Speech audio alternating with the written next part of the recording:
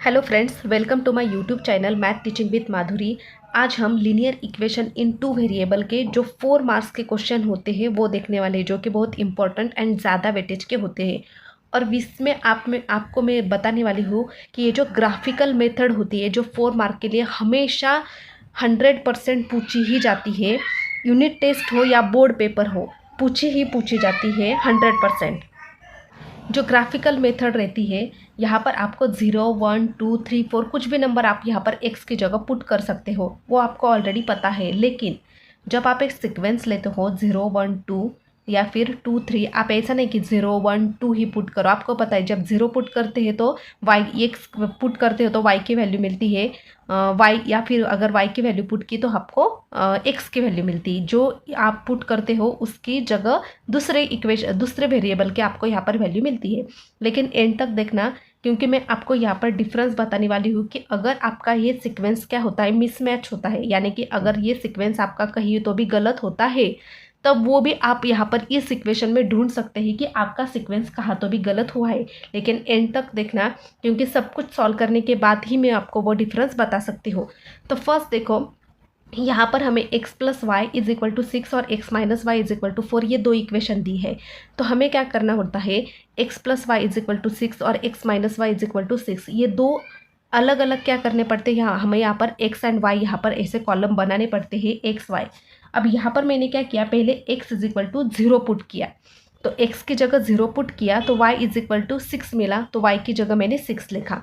फिर सेकेंडली मैंने x is equal to 1 put किया, तो put x is equal to 1, तो x की जगह 1 लिखा। 1 plus Y is equal to 6, तो y इज इक्वल टू, ये जो 1 यहाँ पर प्लस में था इधर जाकर वो -1 हो गया, तो y की वैल्यू मिल गई 5। तो 1 पुट किया तो y की वैल्यू 5 मिल गई। वैसे ही सेम x की जगह हमने 2 पुट किया तो y की वैल्यू हमें 4 मिल गई। तो यहाँ पर लास्ट कॉलम में क्या लिखना है, x, y 0, 6, 1, 5, 2 और 4, जो ऊपर वाली वैल्यू मिली है वही हमें यहाँ पर सीक्वेंस में लिखना है। यहाँ पर सेम एज इट इज़ ऐसा ही करना है। अब यहाँ पर देखो, ये कॉलम निकालने के बाद ये जो 0, 6, 1, 5, 2, 4 और 0, -4, 1, -3, 2, -2 ये जो सीक्वेंस आपको यहाँ पर मिली है वो आपको ग्राफ में पुट करनी है। क्यों? क्योंकि यहाँ पर लिखा है कि ये क्या है, ग्राफिकली मेथड है, यानी कि आपको यहाँ पर ग्राफ में इसको पुट करना है, ग्राफ में आपको इसको ग्राफ बनाना है। तो वो कैसे करेंगे, तो यहाँ पर देखो इस तरह का होता है ग्राफ। अब आपको यहाँ पर देखो, आपको ऑब्जर्व क्या करना है, 1, 2, 3, 4, 5 ये आप कहाँ तक भी ले सकते हैं। लेकिन आप यहाँ पर देखोगे, आपके यहाँ पर जो आपका टेबल आया था, यहाँ पर देखो 6, 5, 4, यहाँ पर जो 6 नंबर है वो क्या है, सबसे बड़ा नंबर है। तो सबसे बड़ा नंबर है तो आप क्या करोगे, 6 तक लिखोगे। यहाँ पर देखो मैंने 5 और यहाँ पर था 6, यानी कि यहाँ पर मैंने 6 तक लिखा है, तो यहाँ पर -6, इस इधर की वैल्यू प्लस रहती है, इधर की वैल्यू माइनस, फिर ऊपर की प्लस की रहती है और नीचे की जो होती है वो माइनस में रहती है। अब आपको यहाँ पर देखो फर्स्ट वैल्यू क्या है, 0 एंड 6। फर्स्ट वैल्यू क्या है, 0, 6। कैसे, यहाँ पर देखो 0, 6 मैं यहाँ पर लिख देती हूँ, 0, 6, उसके बाद 1, 5 और उसके बाद 2, 4। तो जो फर्स्ट वैल्यू होती है वो हमारी x की होती है, ये x, y, फिर x, y और x, y। जो फर्स्ट होती है वो x की रहती है, जो सेकंड होती है वो y की रहती है, फिर ये x, y, x, y। तो आप यहाँ पर देखो पहली वैल्यू क्या है हमारी, 0 और 6। तो x एक्सिस पर +0 है, तो यानी कि ये 0, और y एक्सिस पर फिर से जो 6 है वो क्या है, प्लस में है, तो वो प्लस में आएगा। अगर प्लस की वैल्यू है तो प्लस की एक्सिस पर, और y अगर माइनस की होगी तो माइनस एक्सिस पर। तो 0 और 6 हमें यहाँ पर मिल गया। फिर आगे की वैल्यू हमारी 1 एंड 5, 1 एंड 5 दोनों भी क्या है, प्लस में है, तो दोनों भी प्लस में है तो वो इसी एक्सिस में आएगी। यहाँ पर आप देखोगे, देखो ये जो एक्सिस है यहाँ पर दोनों साइन क्या होते हैं, प्लस प्लस होते हैं।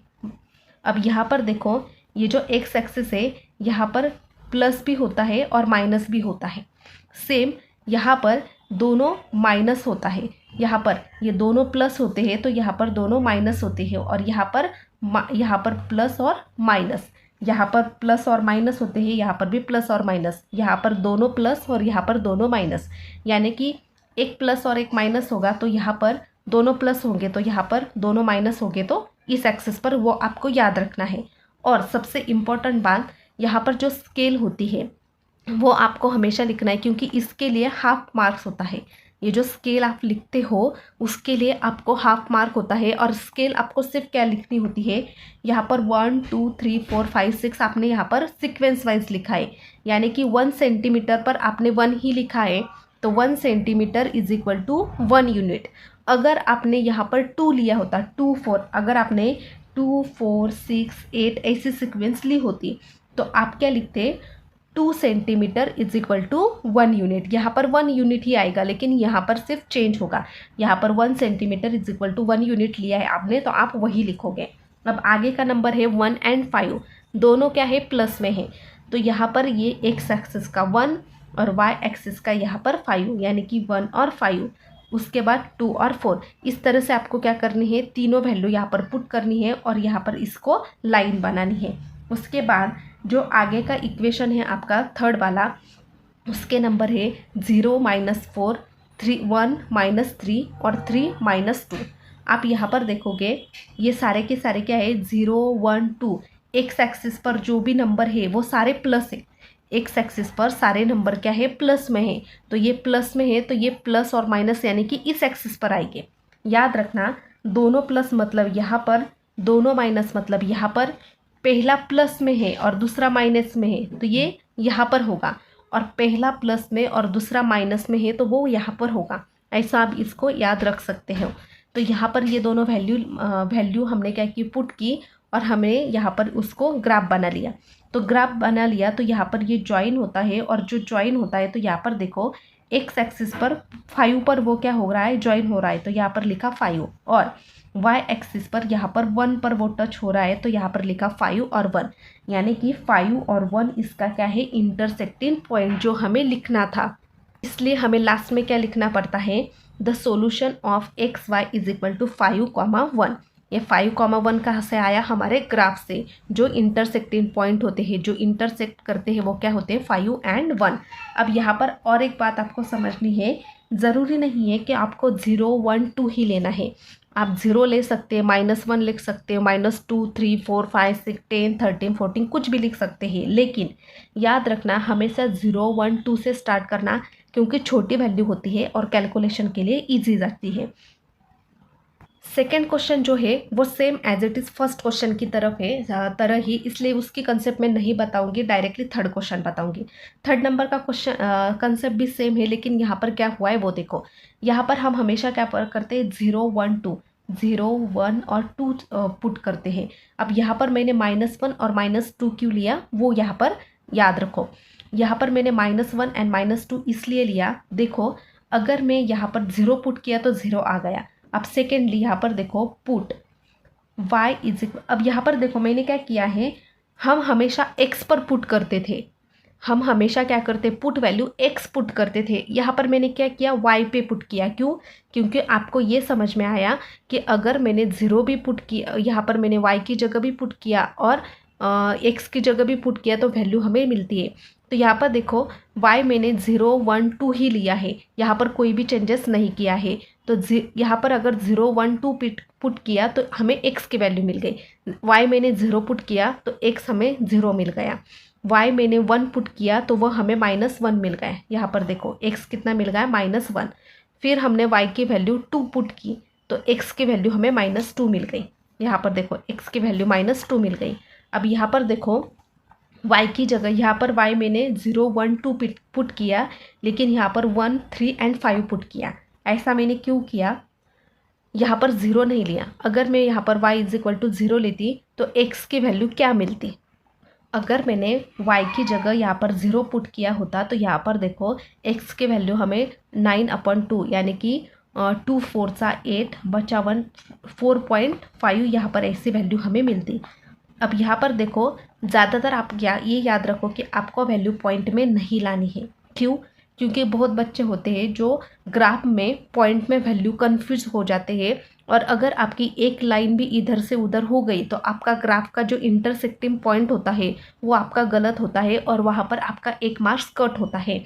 जब आप इतना सॉल्व करते हो और सिर्फ ग्राफ की वजह से आपका 1 मार्क जाता है तो ये तो आपका कुछ मतलब इसकी तो कोई वैल्यू नहीं रहती, क्योंकि इसी को ज़्यादा मेहनत लगती है। इसलिए आप हमेशा क्या करना है, यहाँ पर देखो मैंने सॉल्व करके पहले देख लिया था तो x की वैल्यू मुझे 4.5 मिली थी। तब मैंने क्या किया, 0 नहीं लिया y की जगह, फिर मैंने y की जगह 1 पुट करके देख लिया। तो y की जगह मैंने 1 पुट किया तो 10/2 यानी कि x की वैल्यू मुझे 5 मिल गई।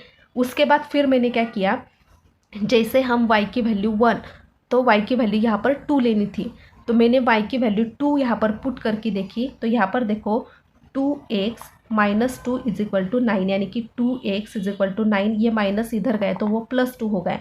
तो 2x इज इक्वल टू 9 + 2 कितना होता है 11। तो x इज इक्वल टू 11/2 यानी कि x की वैल्यू मुझे यहाँ पर फिर से पॉइंट में मिल रही है। तो मैंने क्या किया, फिर 2 वैल्यू क्या किया, कट कर ली और y की जगह 3 पुट किया। तो ये हमें करके देखना पड़ता है और यहाँ पर आपका ना 1 मिनट या 2 मिनट एक्स्ट्रा जाता है, लेकिन मैं आपको रिकमेंड करूँगी कि आप इसी वे से जाओ ताकि आपकी वैल्यू यहाँ पर पॉइंट में ना आए, क्योंकि पॉइंट में अगर आता है तो ये जो लास्ट आप इंटरसेक्टिंग पॉइंट लिखते हो ना, तो इसके लिए 1 मार्क्स होता है। तो ये मार्क्स आपका कट होता है और शायद हो सकता है कि इसका 1 मार्क भी कट हो जाए। और अगर आपने ग्राफ में जो गड़बड़ की है या पॉइंट की वजह से ये जो लाइन होती है वो आपकी इधर की उधर हो गई, तो हो सकता है वहाँ पर भी आपका हाफ या फिर 1 मार्क्स कट हो जाए। तो यहाँ पर 4 की जगह आपको सिर्फ 2 मार्क्स मिलते हैं। तो ये याद रखना है कि हमेशा करके देखना है, क्योंकि ये एक ही आपको क्या है, सिर्फ 1 या फिर 2 क्वेश्चन आ सकते हैं, 1 या 2 क्वेश्चन। तो 1 या 2 क्वेश्चन के लिए ये करना कोई मुश्किल नहीं होता है। तो मैं रिकमेंड करूँगी कि आपको वही करना है जो मैं बताती हूँ। आपको पॉइंट में आंसर लाना ही नहीं है, डायरेक्टली आपको आंसर आपको इस वैल्यू में लाना है। तो इसका जो ग्राफ बनेगा वो इस तरह से बनेगा। देखो फर्स्ट में जितने भी वैल्यू थे वो प्लस प्लस थे, तो ये सारे के सारे प्लस प्लस इस साइड में आ गई। यहाँ पर जो वैल्यू थे वो माइनस और प्लस थे, और मैंने बोला है माइनस और प्लस जो वैल्यू होती है वो इस एक्सिस पे होते हैं, तो वो इस वैल्यू में, तो दोनों को टच किया। तो दोनों को जो टच होता है तो यहाँ पर देखो, यहाँ पर ये जो x की वैल्यू है, यहाँ पर देखो x की वैल्यू जहाँ पर टच होती है ये y एक्सिस है, ये क्या है y एक्सिस है। तो यहाँ पर इसका जो टचिंग पॉइंट आ रहा है वो यहाँ पर देखो x एक्सिस पर क्या है 3 है और y एक्सिस पे क्या है -3। यहाँ पर मैंने गलती से 5 - 3 लिख दिया और यहाँ पर भी सेम एज इट इज़ वही किया। यहाँ पर जो इंटरसेक्टिंग टचिंग पॉइंट था वो क्या था 3 और -3, जो मैंने गलती से यहाँ पर 5 लिख दिया था वो आपको एक बार चेक करना है। एक और क्वेश्चन बताती हूँ मैं आपको 6 नंबर का, बाकी जो 4 और 5 नंबर का था वो भी एज इट इज़ सेम था। तो यहाँ पर 5 नंबर का क्वेश्चन भी सेम एज इट इज़ है, लेकिन फ़र्क क्या है वो बताती हूँ। यहाँ पर देखो मैंने क्या किया, put y is equal to 2। अब 0 और 1 पुट करके मैंने देखा था तो वो आंसर मेरा पॉइंट में आ रहा था। तो y इज इक्वल टू मैंने 2 पुट किया, तो यहाँ पर देखो 4 + 3 × 2 यहाँ पर इस इक्वेशन में मैंने पुट किया। तो ये इक्वेशन जो है वो आपको क्या करना है, यहाँ पर देखो 2x इज इक्वल टू 4, ये -3y को क्या किया हमने इधर शिफ्ट किया। क्यों? क्योंकि हमें सिर्फ x की वैल्यू चाहिए ना, तो इस y को, तो y की जगह हमने 2 पुट किया। तो y की जगह अगर हम यहाँ पर पुट करेंगे तो हमें सिर्फ x की वैल्यू मिलेगी। तो यहाँ पर देखो मैंने पहले करके देख लिया था, तो जैसे मैंने y इज इक्वल टू 2 किया तो हमें x की वैल्यू 5 मिल गई। उसके बाद y की जगह 2 पुट किया था तो यहाँ पर क्या होना चाहिए था 3 पुट करना चाहिए था। तो 3 मैंने करके देखा था, वो पॉइंट में आंसर आ रहा था, तो मैंने क्या किया -2 पुट करके देखा। आप -1 भी ले सकते हैं, -2 -3 कुछ भी आप यहाँ पर कर सकते हो। तो यहाँ पर मैंने करके देखा, फिर मुझे ये वैल्यू मिल गई। तो आप यहाँ पर देख सकते हो कि मैंने जितने भी सारे वैल्यू यहाँ पर क्या की है, यहाँ पर मैंने पुट की है, सारे के सारे ऐसे वैल्यू पुट की है जिसके हमें वैल्यू यहाँ पर कोई तो भी वैल्यू मिलेगी, यानी कि पॉइंट में नहीं मिलेगी, और आपको भी वैसे ही करना है।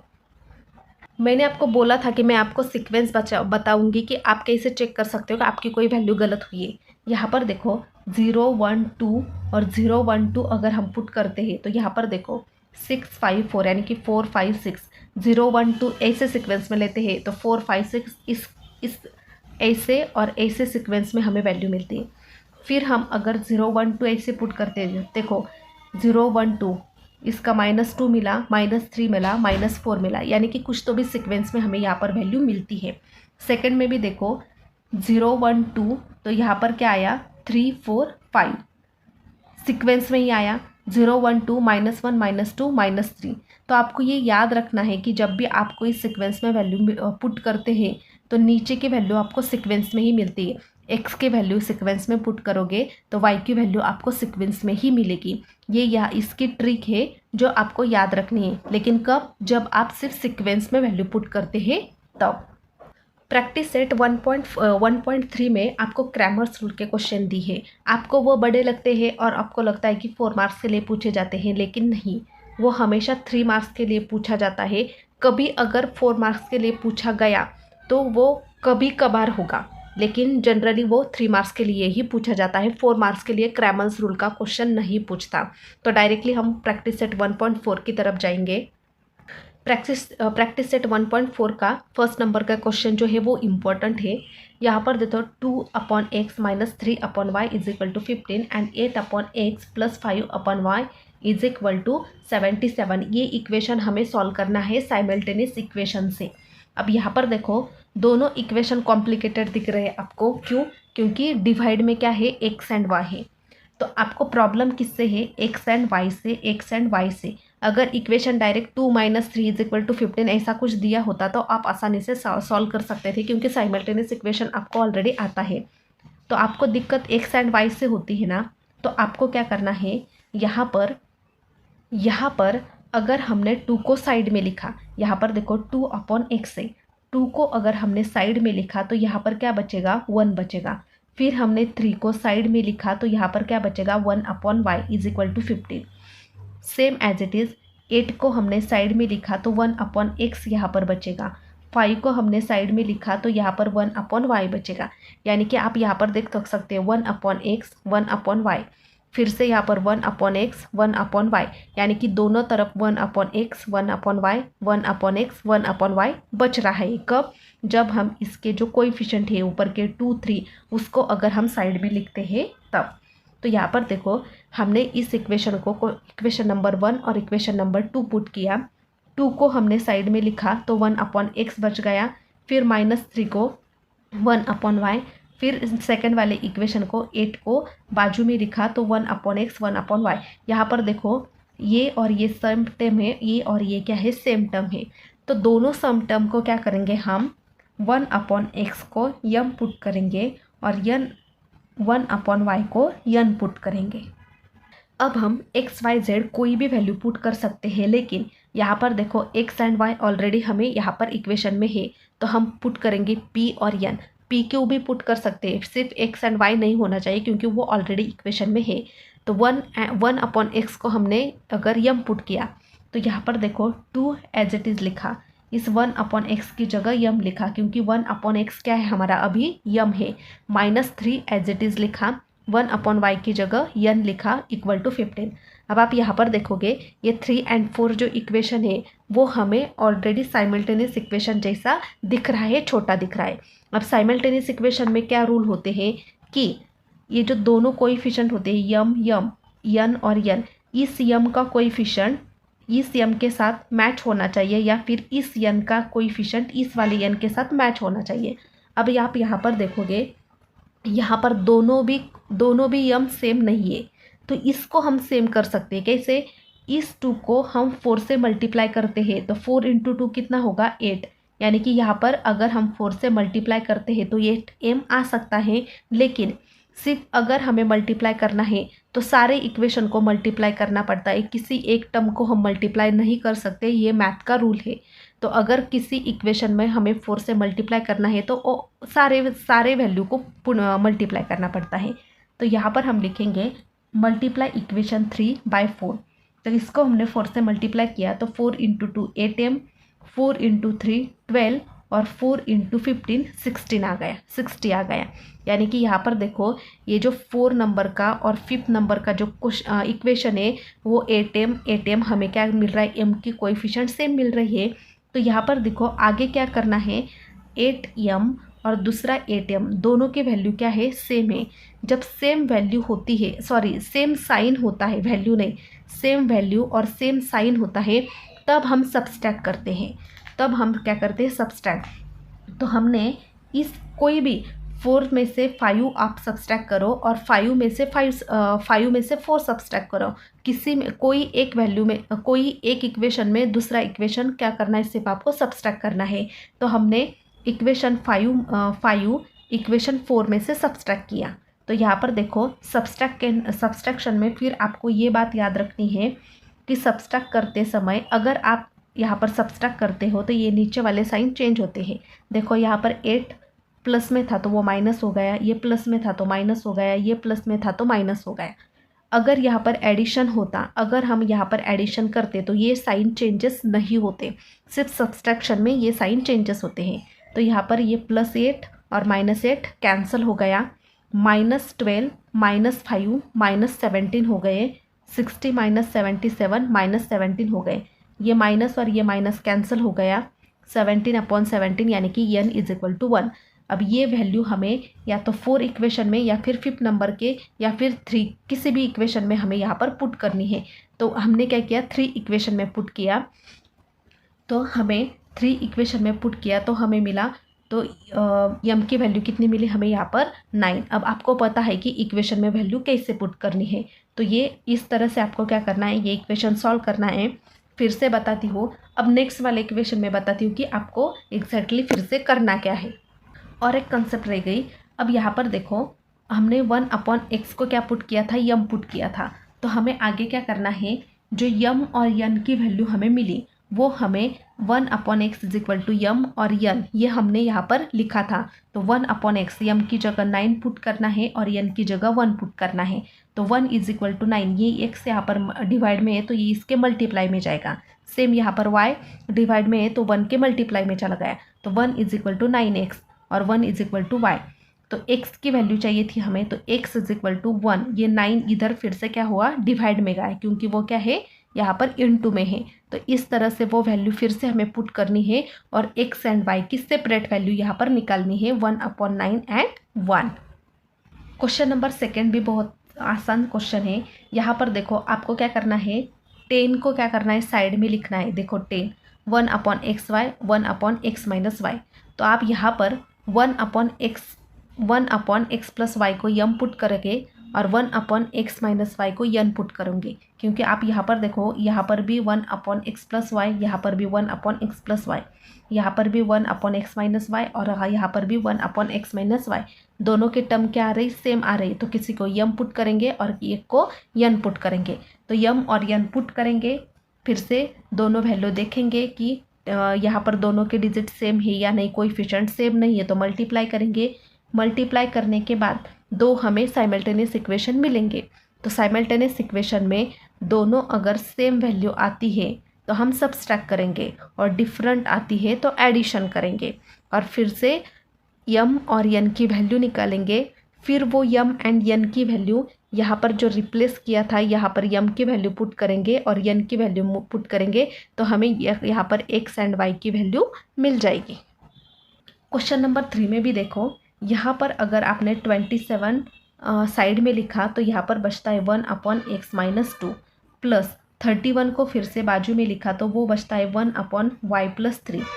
फिर आपने 31, यहाँ पर देखो 31 है तो 31 1/x - 2 प्लस 27 1/y + 3, यानी कि ये भी सेम है, ये भी सेम है, ये भी सेम है, ये भी सेम है। तो आप क्या करोगे, ये जो 1/x - 2 है उसको यम पुट करोगे और 1/y + 3 है इसको क्या करोगे, यन पुट करोगे। तो आपको दो साइमल्टेनियस इक्वेशन मिलेंगे। तो उस साइमल्टेनियस इक्वेशन में पहले आपको चेक करना है दोनों कोएफिशिएंट सेम आते हैं या नहीं। सेम आते हैं, सेम साइन आते हैं तो आपको करना है सब्सट्रैक्ट, और अगर डिफरेंट साइन आते हैं तो आपको करना है ऐड।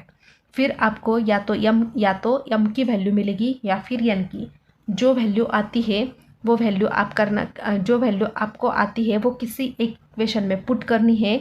फिर आपको यम और यन दोनों वैल्यू मिलेगी और वो यम और यन वैल्यू आपको इस वाले इक्वेशन में फिर से रिप्लेस करनी है। फिर आपको x एंड y की वैल्यू यहाँ पर मिल जाएगी। अब डायरेक्टली प्रैक्टिस सेट 1.5 में हमें वर्ड प्रॉब्लम दी है जो कि first, second and third question important है, तो वो मैं आपको बताती हूँ। यहाँ पर देखो, 2 नंबर डिफर बाय 3। डिफर मतलब क्या होता है? डिफरेंस। और डिफरेंस मतलब 2 नंबर का जो डिफरेंस है वो क्या है? 3 है। तो अगर हमने एक नंबर को x कंसिडर किया और सेकेंड नंबर को y कंसिडर किया, तो according to the first condition में हमें क्या मिलेगा? x minus Y is equal to 3, यानी कि 2 नंबर। तो 2 नंबर हमने कंसिडर किए, एक x और दूसरा y, और उन्होंने डिफरेंस बोला है। डिफरेंस मतलब होता है माइनस। तो दोनों का डिफरेंस जो है वो कितना है? 3। कब? फर्स्ट कंडीशन में। अब आगे क्या बोला है? The sum of twice the smaller number, the sum of twice the smaller number and thrice the greater number. यहाँ पर देखो x एंड y, x को हमने क्या किया? ग्रेटर नंबर कंसिडर किया, और स्मॉलर नंबर को y कंसिडर कर लिया।